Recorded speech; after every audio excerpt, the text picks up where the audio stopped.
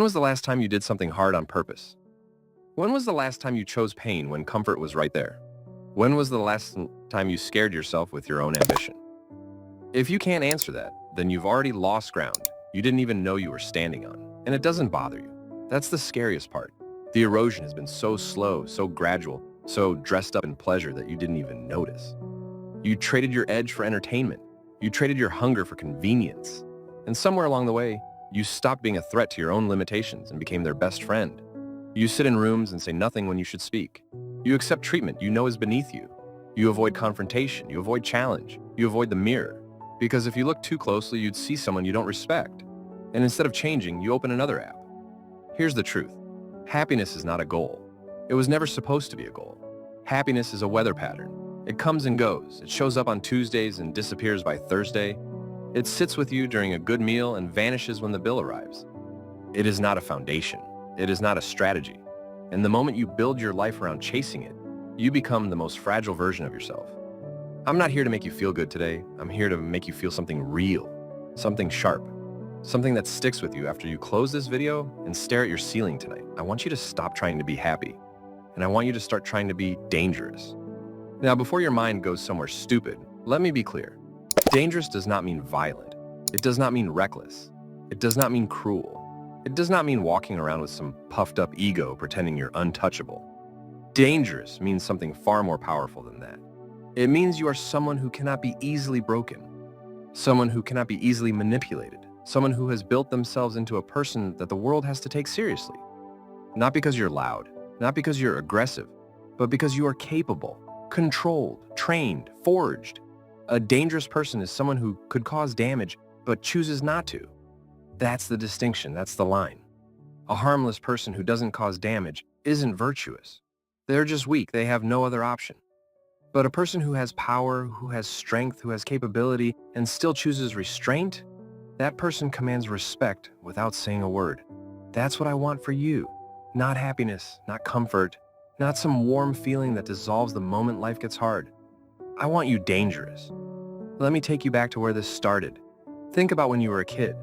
Nobody sat you down and said, learn to suffer well. Nobody told you, get comfortable being uncomfortable. Nobody said, build yourself into someone who can handle the worst day of your life without falling apart. No. They said, be happy. They said, follow your heart. They said, do what feels right. And those sound beautiful. They really do. But they are incomplete instructions for a brutal world. Because what happens when the thing that makes you happy gets taken from you? What happens when the relationship ends? When the job disappears? When the money runs out? When your body breaks down? When someone you trusted betrays you? When life doesn't just challenge you but grinds you into the pavement? If happiness was your foundation, you collapse. You have nothing underneath you. You are a house built on sand and the tide just came in. But if your foundation was discipline, if your foundation was strength, if your foundation was the ability to endure, to adapt, to keep moving when every part of you wants to quit, then the storm becomes nothing but noise, loud but harmless. Because you were built for it. This is what society got wrong. They made happiness the destination and forgot to build the vehicle that gets you through the mud to reach it. They gave everyone a map to paradise and forgot to mention the road is made of broken glass. Let me tell you something about the happiest looking people you know. Some of them are the most fragile human beings on the planet. They smile because they have to. They perform because they're terrified of what happens if they stop. Their happiness isn't internal. It's conditional. It depends on other people liking them. It depends on things going well. It depends on never being tested. And the moment they are tested, they shatter. You've seen it. You've watched someone who seemed to have it all together completely fall apart when a single thing went wrong. You've watched someone crumble under pressure that should have been manageable. You've watched someone lose themselves because they lost a relationship or a title or a status symbol. That's what happens when happiness is the goal. You become dependent on circumstances. You become a slave to conditions. You become a puppet, and the strings are held by every external thing you can't control. And the world knows this. Corporations know this. The algorithm knows this. They figured out a long time ago that a person chasing happiness is the most profitable kind of person.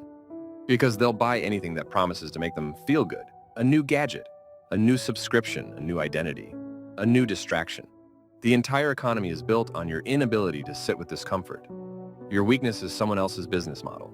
Think about how many decisions you've made this week based purely on how they'd make you feel. Not what was right, not what was strategic, not what was hard but necessary. just what felt good in the moment. If you're honest, it's most of them. That's not freedom.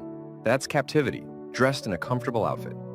Now think about the people in your life you actually respect. Not the ones who are the most fun. Not the ones who post the best content. Not the ones who seem the happiest. The ones you respect. I'll tell you what they have in common. They are calm under pressure. They don't fall apart when things go wrong. They carry weight without complaining. They've been through something hard and came out the other side still standing. They don't need your approval. They don't need the room to like them. They move with a quiet certainty that says, I know who I am, and nothing you do can change that. Those people are dangerous, not because they want to hurt anyone, but because they can't be controlled. They can't be manipulated by fear. They can't be broken by loss. They can't be reduced by criticism. They are self-contained, self-governed, solid. And here's what nobody talks about. Those people, they're usually more at peace than anyone chasing happiness could ever be.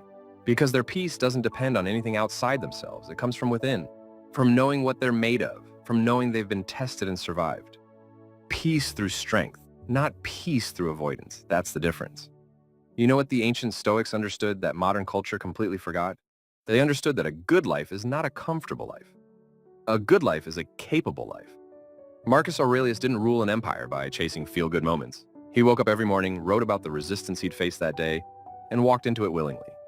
He journaled about death, about difficulty, about the impermanence of everything people cling to.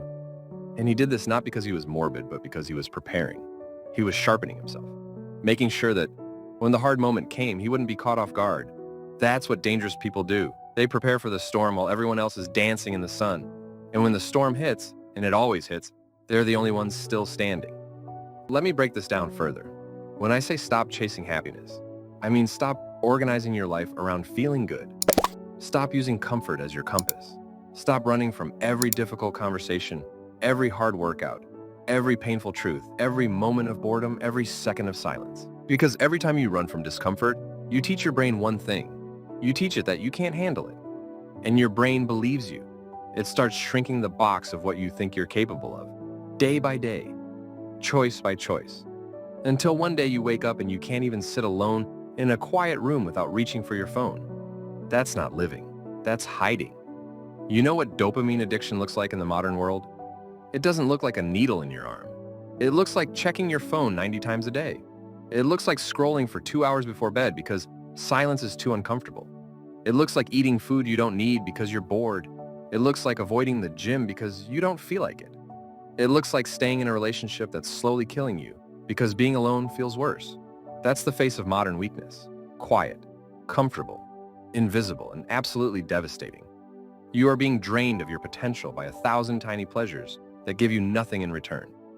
Every shortcut you take is a withdrawal from a bank account you didn't know was running low.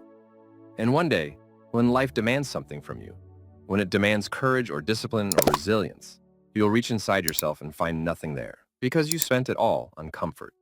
There's a concept in biology called hormesis. It means exposure to a small amount of stress makes an organism stronger. Your muscles grow after you tear them. Your immune system strengthens after exposure to challenge. Your mind sharpens after facing difficulty. Stress, in controlled doses, is not the enemy. It is the builder. But modern life has declared war on all stress. Every inconvenience must be eliminated. Every weight must be shortened. Every discomfort must be medicated. And in that process, we've removed the very thing that makes human beings grow. You cannot become strong in the absence of resistance. It is biologically impossible. A muscle that is never challenged atrophies. A mind that is never tested deteriorates. A spirit that is never pushed becomes hollow. So when you spend your life eliminating every source of discomfort, you're not creating paradise. You're creating a prison. A soft, warm, well-lit prison where you slowly lose everything that makes you capable. And the worst part? You won't even realize it's happening until the day life demands something from you that you can no longer give. Let me tell you something. The human body and mind were not designed for comfort. They were designed for challenge, for struggle, for adaptation. Your ancestors didn't survive because they were happy. They survived because they were hard. Because they could go hungry and keep moving, because they could face danger and not freeze, because they could lose everything and rebuild from nothing. That is in your blood, that capability, that fire. But it's been buried under convenience and entertainment and the modern obsession with feeling good all the time. You have a warrior's DNA sitting under a consumer's lifestyle, and it's suffocating. Let me talk about people-pleasing for a second, because this is one of the most dangerous forms of weakness, and almost nobody recognizes it for what it is. People-pleasing looks like kindness. It looks like generosity. It looks like being a good person. But underneath the surface, it's something else entirely. It's fear. Fear of rejection. Fear of conflict. Fear of being disliked. It's a survival strategy, not a virtue. You're not being kind because you care. You're being kind because you're terrified of what happens if you're not.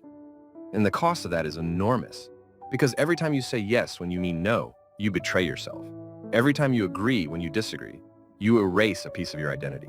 Every time you modify who you are to fit someone else's expectations, you move further from the person you were meant to be.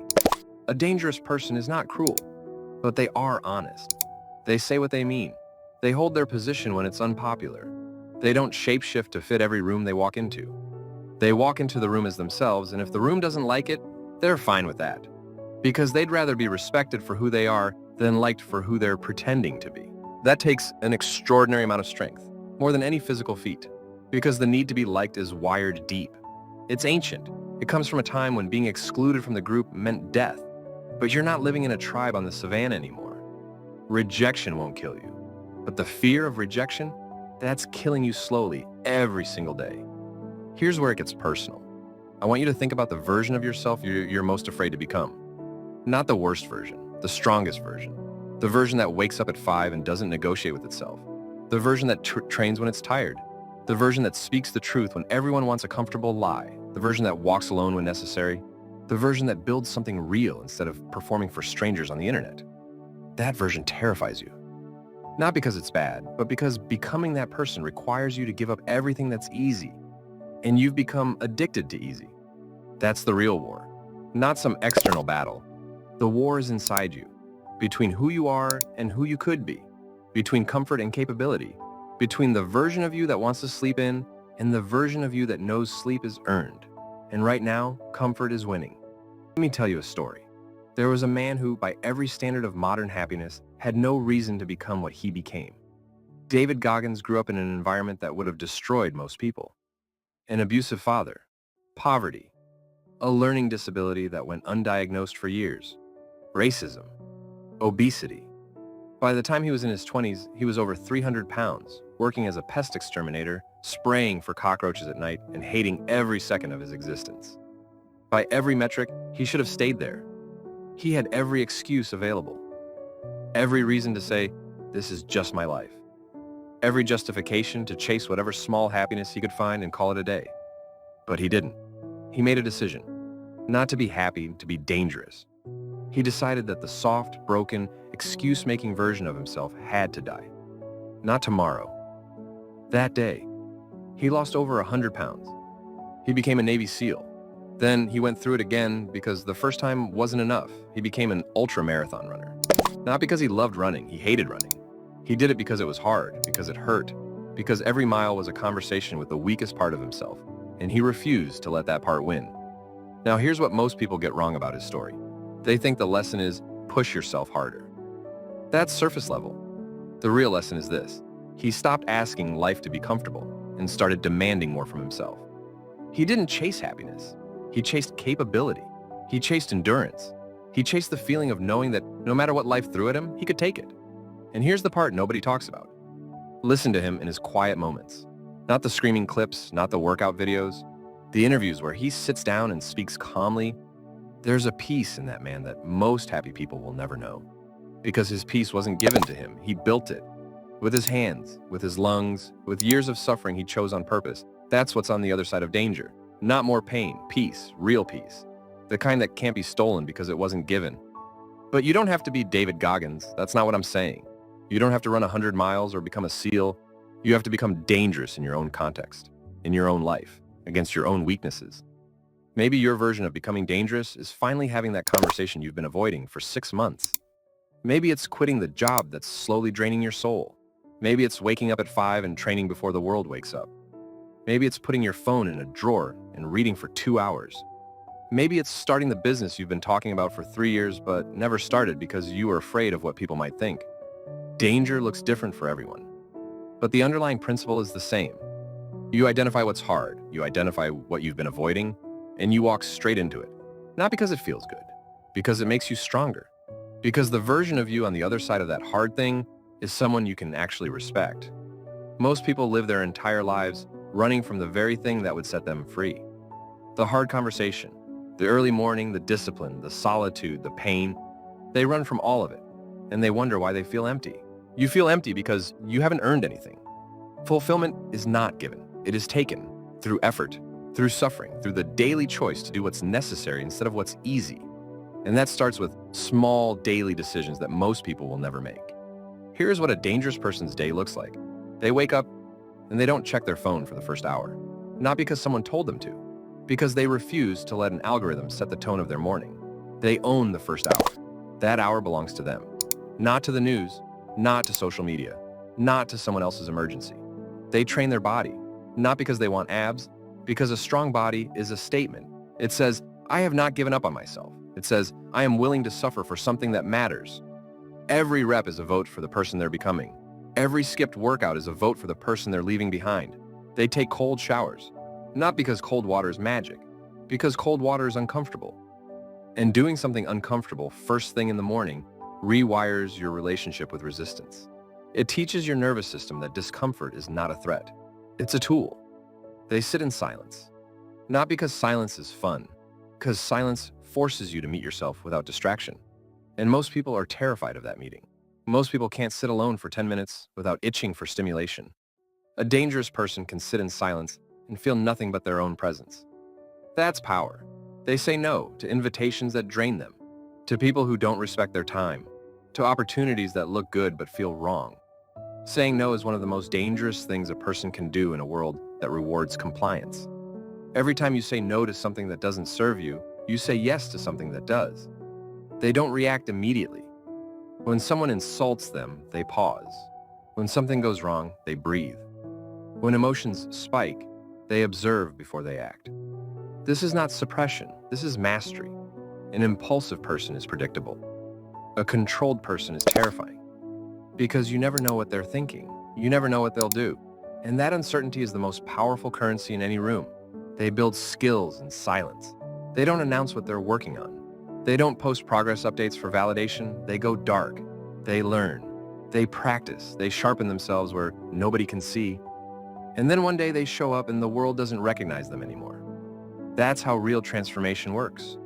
Not in public, in private, in the dark, in the hours no one sees. They read, not self-help fluff, real material, history, psychology, philosophy, strategy. They build a mind so wide and so deep that no conversation can corner them. No argument can rattle them. No situation can make them feel lost. Knowledge is a weapon. And a dangerous person is always armed. That's the shift. From happiness seeking to power building, from what makes me feel good to what makes me strong, from running toward pleasure to running toward growth, from needing the world to be easy to making yourself hard enough for a world that doesn't care about your feelings. Let me talk about emotional control for a moment, because this is where most people fail. They think strength is about muscles or money or status. It's not. Strength is about what happens inside you when everything outside you falls apart. Can you be insulted without losing your composure? Can you be rejected without spiraling? Can you be disrespected without becoming someone you're ashamed of? Can you lose something important and still wake up the next morning with your identity intact? That's the test. Not how you perform when everything is going well. Anyone can be strong on a good day. The measure of a dangerous person is how they carry themselves on the worst day of their life. And this isn't something you're born with. It's something you build. Every time you pause before reacting, you build it. Every time you choose discipline over emotion, you build it. Every time you feel anger and don't let it drive, you build it. Every time you feel sadness and sit with it instead of running, you build it. Emotional control is not about being cold. It's about being in command. There's a massive difference. A cold person feels nothing. A controlled person feels everything but chooses what to express and when. One is dead inside, the other is alive and dangerous. Think about the most respected leaders in any field. The ones people follow not out of fear, but out of genuine trust. They are calm, they are measured, they don't panic, they don't explode. When everyone else is running around losing their minds, they are the still point in the center of the storm. That's not natural for most of them. They trained that. They practiced that. They failed at it 100 times before they got it right. But they kept practicing because they understood something most people never will. The person who controls their emotions controls the room, always. And the opposite is equally true. The person who cannot control their emotions is controlled by everyone and everything around them.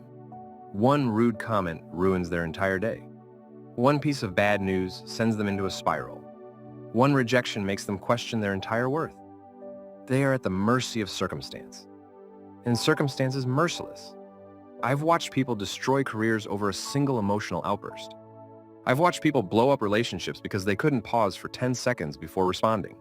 I've watched people lose years of progress because one bad day turned into one bad week, turned into one bad year, all because they never learned to sit between stimulus and response. There's a gap between what happens to you and how you respond. Most people don't even know that gap exists. They react instantly, automatically, like an animal. Something bad happens, they explode or collapse. Something good happens, they get reckless. Their behavior is entirely dictated by whatever emotion is loudest in the moment. A dangerous person lives in that gap. They feel the emotion, the anger, the hurt, the frustration, the fear, and they hold it. They examine it. They decide what it deserves, and then, and only then, do they act. That gap is where power lives. Not in the emotion, in the space between the emotion and the action. Master that space and you master yourself. Master yourself. And there is nothing in this world you cannot handle. Now let's talk about identity, because this is where the real shift happens. Not in your habits, not in your routine, in your identity. Right now, most people's identity is built around what they consume, what they watch, what they wear, what they eat, what group they belong to, what opinions they hold. Strip all of that away and they have nothing. They are empty, no core, no foundation, no sense of self that exists independent of external labels. A dangerous person's identity is built on what they can do, what they've survived, what they've built, what they've endured. It's built on evidence, not aesthetics, not on how they look, but on what they know about themselves when no one's watching. Ask yourself this. If you lost everything tomorrow, your job, your money, your relationship, your status, your comfort, who would you be? What would be left? If the answer scares you, then you know exactly where the work needs to happen. Because a dangerous person could lose it all and still be dangerous. Their capability doesn't live in their circumstances. It lives in their bones, in their discipline, in their skill, in their mind. You can't take that from someone. You can take their house. You can take their car. You can take their title. But you cannot take what they've built inside themselves. That's freedom, real freedom. Not the freedom to do whatever you want. The freedom to lose everything and still be whole. The freedom to walk into any room and not need a single thing from anyone in it. The freedom to say, I'm fine, and actually mean it. Most people's greatest fear isn't death. It isn't pain. It's insignificance. The fear that if you stripped everything away, there'd be nothing underneath. No substance, no real identity, just a collection of preferences and opinions borrowed from the internet. A dangerous person has done the excavation. They've dug through the layers of performance and pretense and social conditioning and found something real at the center. Something that belongs to them and only them. Something that no trend can influence and no criticism can corrode, and they built on top of that. Layer by layer. Discipline on discipline. Skill on skill. Until the person standing there isn't just an identity, it's an architecture. Solid, deliberate, tested. That's what you should be building. Not a brand, not an image, not a persona for the internet. A self. A real, tested, unshakable self that doesn't need the world's approval to know its own worth. And here's the part that's going to sound contradictory, but stay with me. When you stop chasing happiness and start building yourself into someone dangerous, happiness finds you. Not the fragile kind. Not the kind that evaporates when something goes wrong. The deep kind. The kind that comes from knowing who you are. From knowing what you're capable of. From knowing that nothing life throws at you can put you on the ground permanently. That kind of happiness isn't a mood. It's a state of being. It's a quiet confidence. It's waking up and looking in the mirror and respecting the person staring back. Not because they're perfect, because they're relentless, because they don't quit, because they've proven over and over that they can take the hit and keep moving. That peace is earned. And because it's earned, it can't be stolen. No one can talk you out of it. No circumstance can erase it. No failure can disqualify you from it. It is yours. permanently. Because you paid for it in sweat and discipline and difficult choices. This is the great paradox. The people who chase happiness directly almost never catch it.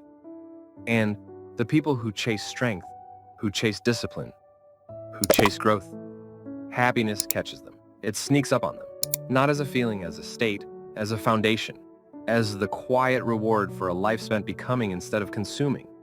You've probably met someone like this, someone who doesn't seem to chase anything, someone who's calm, grounded, unimpressed by the things that make most people desperate.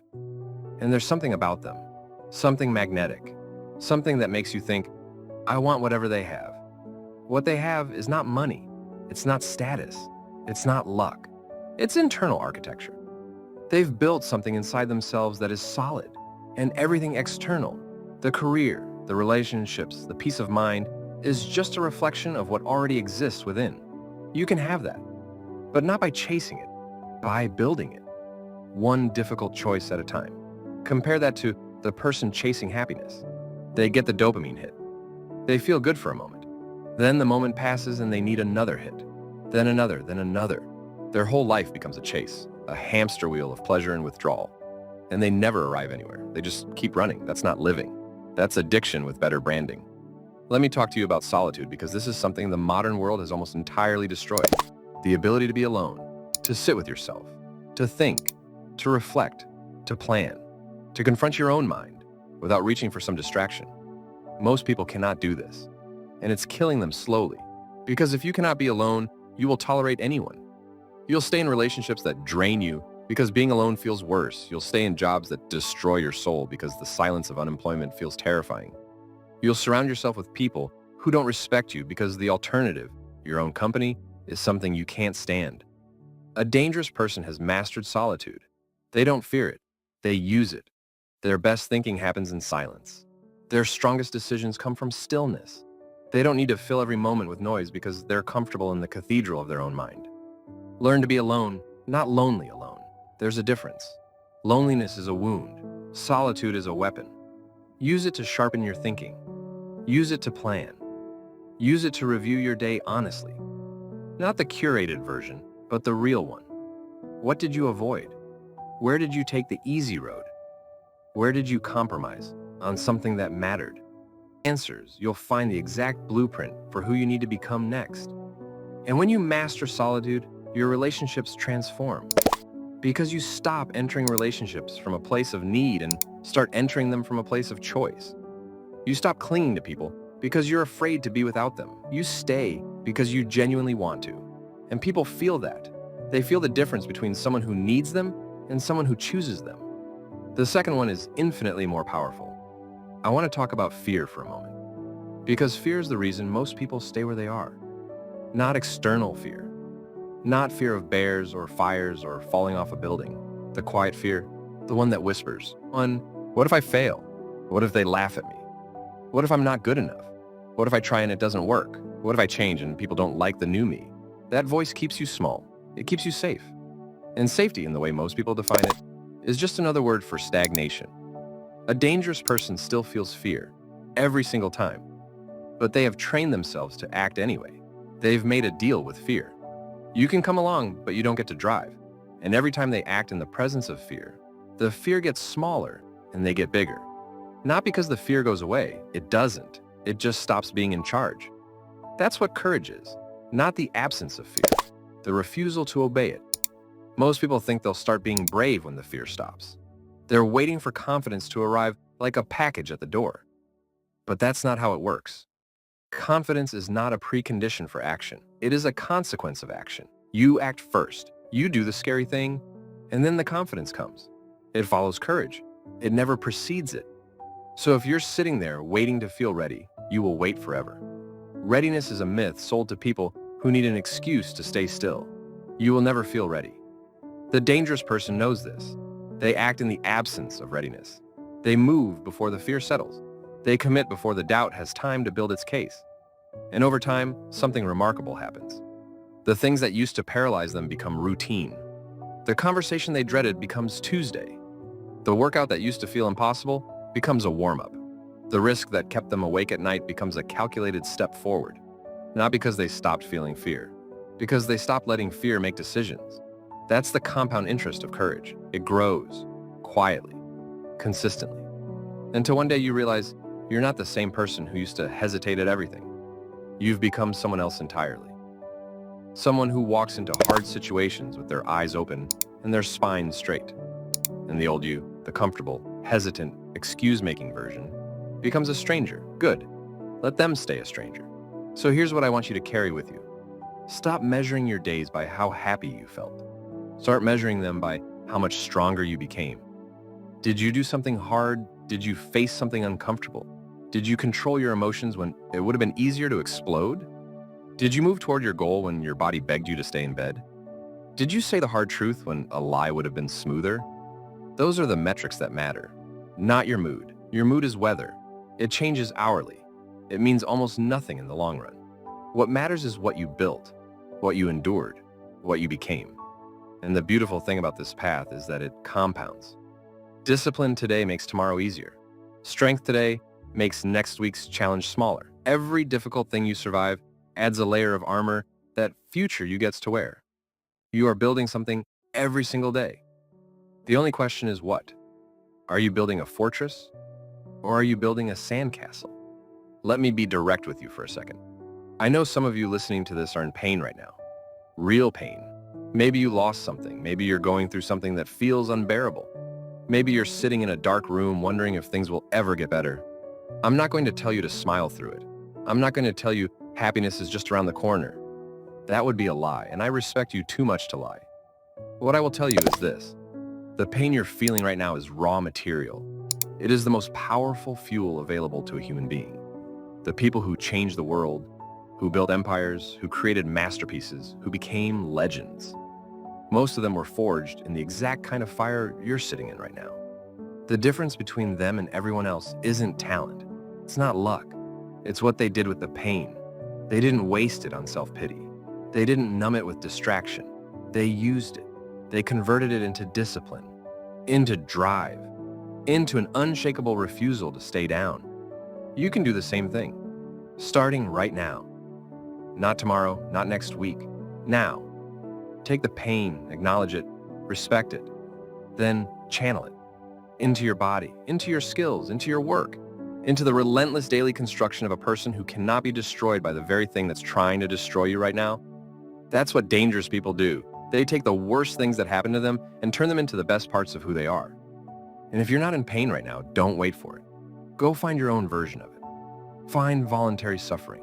Find the cold shower. Find the heavy weight. Find the early alarm. Find the hard book. Find the difficult skill. Find the thing that makes you want to quit and then refuse to quit. Because when you practice suffering on your terms, you prepare yourself for the suffering that will come on life's terms. And life's terms are never negotiable. There's an old idea that the sword is forged in fire. Nobody feels sorry for the metal. Nobody asks if the blade is comfortable in the furnace. The heat is the point. The hammering is the point. Without them, you don't have a weapon.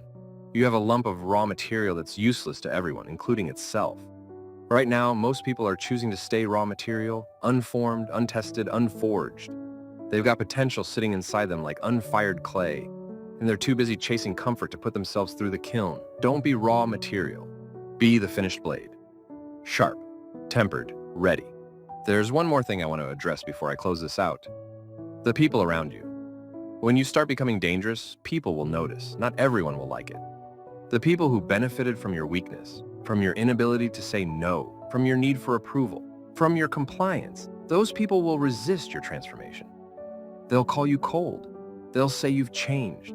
They'll accuse you of being selfish. Let them. Their discomfort is not your responsibility. Your growth is not an attack on their identity. But that's how they'll frame it, because your transformation is a mirror. And in that mirror, they see everything they're afraid to become, everything they've been too comfortable to pursue, everything they know they should be doing but aren't. When people react negatively to your growth, it tells you everything about where they are and nothing about where you're going. Keep going anyway. The right people will find you. The people who match the energy of the person you're becoming. People who challenge you. People who respect your discipline. People who don't need you to shrink so they can feel tall. Those people are out there, but they're not hanging out in comfort zones. They're on the other side of the hard work. You'll meet them when you get there. Let me leave you with this. You have a choice in front of you, the same choice that exists every single morning when you open your eyes. You can chase happiness.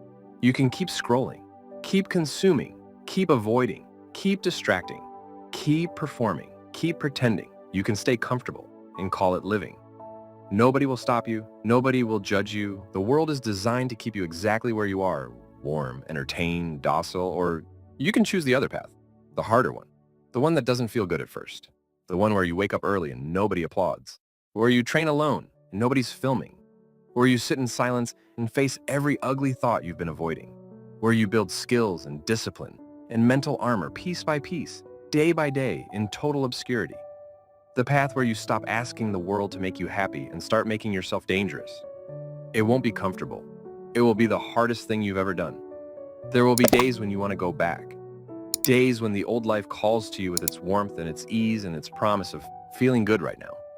But if you keep going, if you refuse to stop, something will happen that no amount of happiness chasing could ever give you. You will look in the mirror one day and see someone you are genuinely proud of.